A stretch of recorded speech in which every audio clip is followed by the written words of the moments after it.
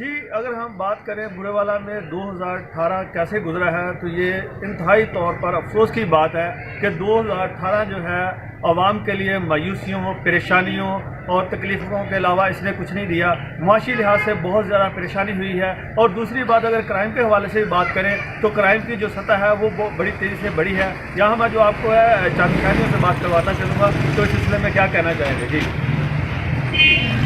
2018 actually مایوسیوں کا سال تھا، تو لوگوں کو بہت مایوسی ہوئی ہے، کرپشن بڑھ گئی ہے، گیس اور بجلی کا شارٹ فال اتنا زیادہ آ رہا ہے کہ لوگوں کے چولہے بند ہو چکے ہیں۔ جیسا کہ 31 دسمبر کا سورج بھی لوگوں سے شرماتا ہی غروب ہوا ہے، لوگ بہت پریشان ہیں۔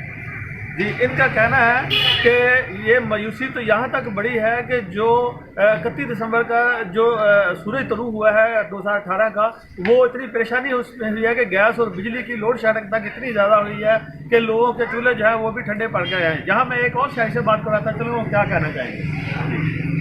جی 2018 میں کرائم بہت زیادہ بڑھے ہیں، لوگوں کی عزتیں محفوظ نہیں رہی، بچوں کی، اور معاملات اتنے خراب ہوئے ہیں۔ جہاں بھی کسی کا بزنس تھا وہ وہیں رک گیا، چاہے کوئی بڑا بزنس کرتا ہے چاہے کوئی چھوٹا کرتا ہے۔ حالات اتنے خراب ہیں، لوگوں کی معیشت تباہ ہو چکی ہے، کچھ بھی نہیں ملک میں۔ بہت گیس کی بالکل کمی ہو گئی ہے، گیس نہیں ہے، پیٹرول جو اتنا مہنگا ہوا تھا وہ ابھی بالکل بھی کم نہیں ہوا اس کا ریٹ۔